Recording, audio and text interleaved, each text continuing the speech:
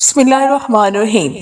اللہ تعالیٰ کو معلوم ہوتا ہے کہ اس کا بندہ کب اسے پکارے گا، کب اس کی طرف دوڑ کر جائے گا، کب بے چین ہو کر یا اللہ پکارے گا۔ وہ انتظار کر رہا ہوتا ہے تمہارا۔ کبھی سنیے ایسی محبت جو فجر سے ذرا پہلے ساتویں آسمان پر نور کی مانند ہوتی ہے، خود پکارتی ہوئی دعائیں قبول کرنے کے لیے تمہیں بلاتی ہوئی محبت، اور تب جو اس کی آواز پر لبیک کہتے ہیں ان کے لیے وہ اللہ سے میرے پیارے اللہ بن جاتا ہے، دوست، مددگار، سننے والا، غم دور کرنے والا، پاک پروردگار۔ تہجد رات کے سنسان لمحوں میں اللہ کے حضور کھڑے ہونے کا نام ہے۔ یہ نہ صرف دل کو سکون دیتا ہے بلکہ روحانی طاقت اور رحمت کے دروازے بھی کھولتا ہے۔ رسول اللہ صلی اللہ علیہ وآلہ وسلم نے فرمایا، جو شخص رات میں اٹھ کر اللہ کی عبادت کرتا ہے، اللہ اس کے دن بھر کے گناہوں کو معاف کر دیتا ہے اور اس کی زندگی میں برکت پیدا کرتا ہے۔ صحیح بخاری حدیث نمبر 1145۔ تہجد کرنے والے کی زندگی میں یہ اثرات نظر آتے ہیں۔ دل میں سکون اور اطمینان پیدا ہوتا ہے، اللہ کی قربت بڑھتی ہے اور مشکلات آسان لگتی ہیں، رزق، حفاظت اور برکت میں اضافہ ہوتا ہے، گناہوں سے نجات اور روحانی طاقت ملتی ہے، دعا جلد قبول ہونے کے امکانات بڑھ جاتے ہیں۔ رات کے کچھ لمحے اللہ کے لیے وقف کریں۔ یہ چھوٹے لمحے آپ کی زندگی میں بڑے معجزات لا سکتے ہیں۔ تم اس کے لیے اپنی نیند قربان کرو اور وہ تمہاری جھولی نہ بھرے، ایسا تو ممکن ہی نہیں۔ تہجد کی نماز صرف نفل نماز نہیں ہے، تہجد وہ خوبصورت احساس ہے جو ہمیں ہمارے اللہ سے جوڑتا ہے۔ اللہ تمہیں توڑ کر تہجد تک لاتا ہے اور کچھ وقت کے بعد تم سارا دن تہجد کے وقت کا انتظار کرتے ہو، اللہ سے اپنے دل کا حال بیان کرنے کا انتظار کرتے ہو، اور پھر تمہارا اللہ تمہیں ہر ایک چیز کا جواب بھی دینے لگتا ہے۔ وہ تمہاری محبت کا جواب اس طرح دیتا ہے کہ تمہیں اللہ کی بنائی ہوئی ہر چیز سے محبت ہونے لگتی ہے۔ تم چاند کی خوبصورتی کو محسوس کرتے ہو، تم آسمان کو دیکھ کر اس کی محبت کو محسوس کرتے ہو، ایک ایک ہوا کے جھونکے میں اس کو محسوس کرتے ہو۔ تم شکر ادا کرتے ہو کہ اس نے تمہیں یہ دن دکھایا، اس کی بنائی ہوئی ہر ایک چیز کو محسوس کرنا سکھایا، اور تمہیں کسی اور کی محبت کی ضرورت محسوس نہیں ہوتی۔ تم خود کو مکمل محسوس کرنے لگتے ہو، اور وہ اللہ ہمیشہ تمہارے دل میں دعا کو محفوظ رکھتا ہے تاکہ تم اس سے اپنے دل کا ہر راز بیان کرتے رہو۔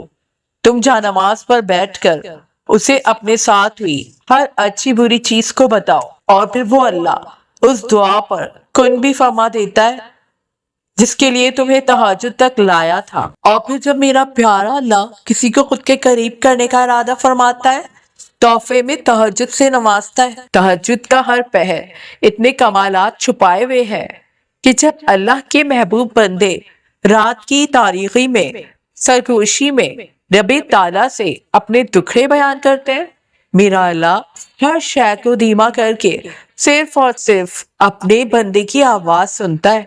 یہ ہے میرے سونے رب کی محبت اپنے بندے کے لیے۔ تہجد تو رب تعالیٰ کو منانے کا سب سے خوبصورت طریقہ ہے۔ جب منانے کا طریقہ اتنا پیارا ہو، پھر وہ ذات تو بہت رحیم ہے، اس سے مانگ کر تو مشرق خالی ہاتھ نہیں لوٹتے۔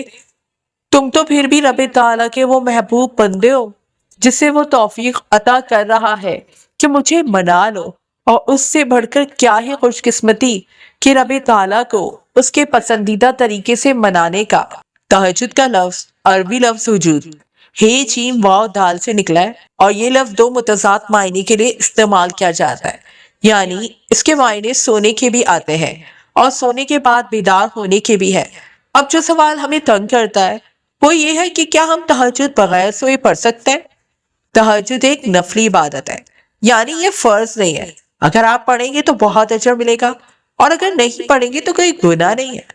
احادیث اور قرآن میں کہیں بھی یہ نہیں آیا کہ آپ کو تہجد کے لیے سونا ضروری ہے، لیکن افضل ترین عمل یہی ہے کہ آپ سو کر اٹھ کر تہجد ادا کریں، کیونکہ رسول اللہ صلی اللہ علیہ وسلم بھی باقی صحابہ کے ساتھ ایسے ہی تہجد ادا کیا کرتے تھے۔ تو اگر اللہ نے آپ کو ہمت دی ہے اور آپ میں اتنی طاقت ہے کہ آپ سو سکیں، تو آپ کچھ نیند لے کر ہی تہجد کے لیے اٹھیں۔ یہی آپ کی اللہ سے محبت کا امتحان ہے کہ آپ اپنی نیند قربان کر کے اللہ کے حضور سجدہ ریز ہوتے ہیں یا نہیں۔ آج کل ہم میں سے بہت سے لوگ ایسے ہیں جو رات کو جاب کرتے ہیں، جن کی نائٹ ڈیوٹیز ہوتی ہے، تو ان کے لیے سونا بہت مشکل ہوتا ہے۔ اور کچھ لوگ ایسے بھی ہیں جو عمر کے اس حصے میں ہوتے ہیں جہاں رات بھر نیند نہیں آتی، اور کچھ کی ہیلتھ کنڈیشنز ایسی ہوتی ہیں کہ ان کی نیند ایک رات خراب ہو جائے تو اگلی 5 راتیں ان کی جاگتے ہوئے گزرتی ہیں۔ تو اگر آپ کا بھی ایسا کوئی سیریس مسئلہ ہے لیکن آپ تہجد پڑھنا چاہتے ہیں تو آپ بغیر سوئے بھی اسے ادا کر سکتے ہیں۔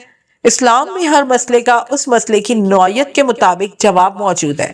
جیسے اگر فرض نماز آپ کسی معذوری یا پھر کسی اور سنجیدہ وجہ سے کھڑے ہو کر ادا نہیں کر سکتے تو آپ بیٹھ کر بھی پڑھ سکتے ہیں۔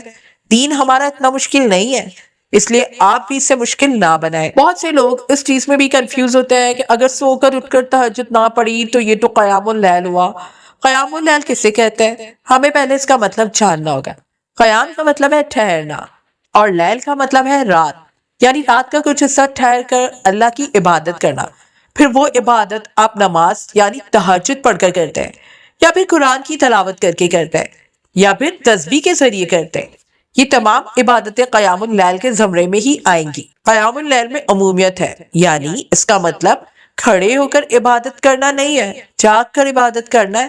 تو ہمیں اس سے کیا سیکھنے کو ملتا ہے کہ قیام اللیل میں صرف نماز شامل نہیں ہوتی، اس میں ساری عبادتیں یعنی تسبیحات، تلاوت قرآن، ذکر اللہ سب شامل ہیں۔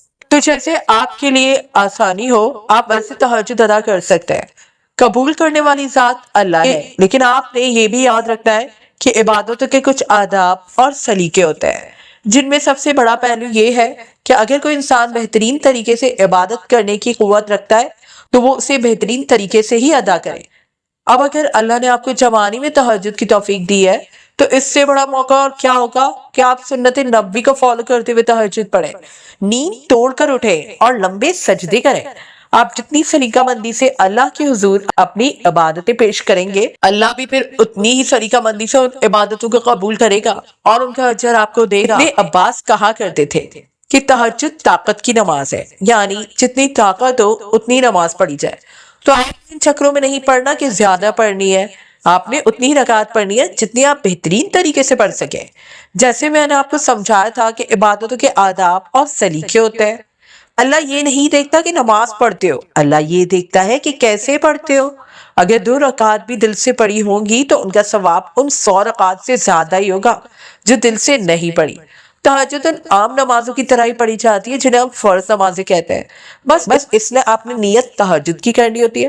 اور تہجد کے خاص دعا جو رسول اللہ صلی اللہ علیہ وآلہ وسلم پڑھا کرتے تھے وہ پڑھنی ہوتی ہے۔ ایک بات جو آپ سب کو یاد رکھنی ہے کہ تہجد کی فضیلت اور اہمیت بہت ہے، لیکن اگر آپ فرض نمازیں چھوڑ کر صرف تہجد پڑھیں گے تو آپ کو اس کا اثر اپنی زندگی پہ نظر نہیں آئے گا۔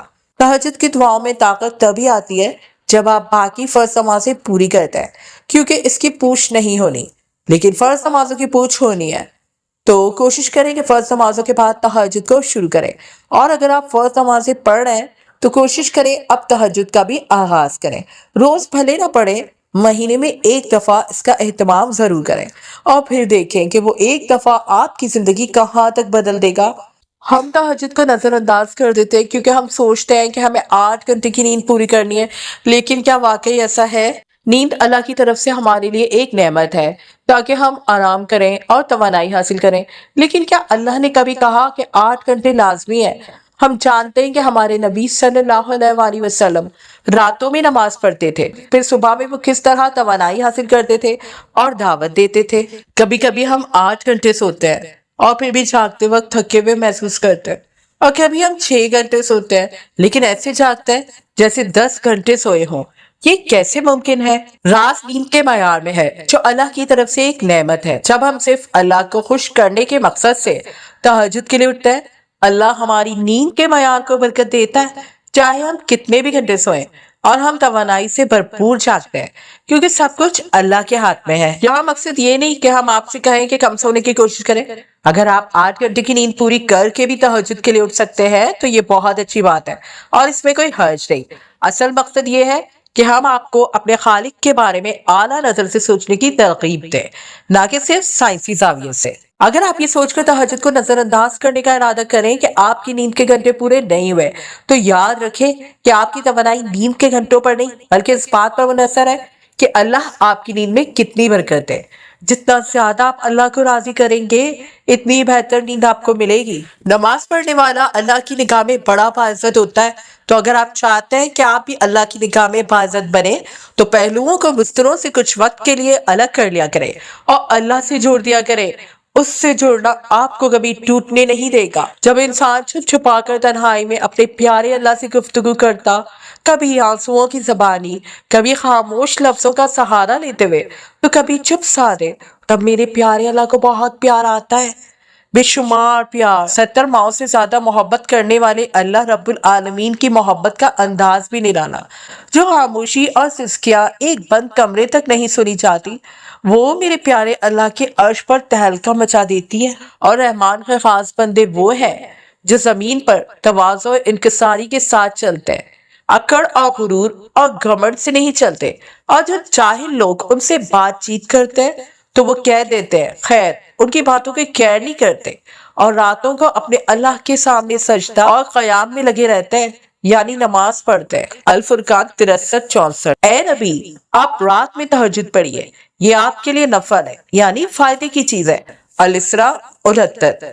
تہجد پڑھا کرو، یہ سلف صالحی یعنی اچھے لوگوں کا طریقہ ہے، اور تہجد کی نماز اللہ کے قریب ہونے کا ذریعہ ہے، اور تہجد گناہ سے روکنے والی ہے، اور خطاؤں اور غلطیوں کو مٹانے والی ہے، اور جسمانی بیماری کو دور کرنے والی ہے۔ ترمذی۔ حضرت عائشہ رضی اللہ تعالیٰ عنہا فرماتی ہے کہ نبی کریم صلی اللہ علیہ وآلہ وسلم رات کو نماز میں بہت دیر تک کھڑے رہتے تھے، جس کی وجہ سے آپ کے قدم سوج جاتے تھے۔ حضرت عائشہ رضی اللہ تعالیٰ عنہا نے کہا ہے کہ اے اللہ کے رسول، آپ اتنی دیر نماز کیوں پڑھتے ہیں جبکہ اللہ نے آپ کے اگلے پچھلے تمام گناہوں کو بخش دیا ہے؟ اس کے جواب میں آپ صلی اللہ علیہ وآلہ وسلم نے فرمایا، اے عائشہ، کیا میں شکر گزار بندہ بننا پسند نہ کروں؟ صحیح بخاری۔ یہ اپنے تمام خاندان اور دوستوں کے ساتھ شیئر کریں اور انہیں تہجد پڑھنے کی ترغیب دیں۔ جزاک اللہ۔